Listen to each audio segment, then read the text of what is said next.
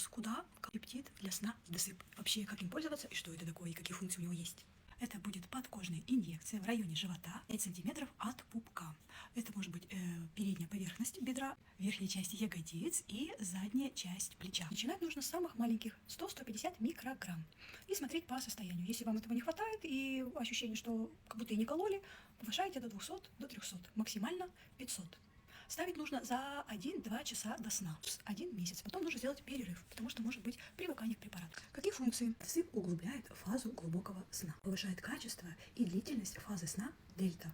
Люди описывают это состояние как они меньше пробуждаются, у них более глубокий сон, и они просыпаются с чувством «выспалась за одну ночь». Досып помогает при нарушении сна от стресса, снижает ночную тревожность, помогает выключить крутилку мыслей. Досып – это не снотворное, это регулятор глубины сна, который улучшает качество сна, помогает выспаться быстрее и восстанавливает нервную и гормональную систему, делает пробуждение более легким. Кто уже пробовал досып? Как вам спалось?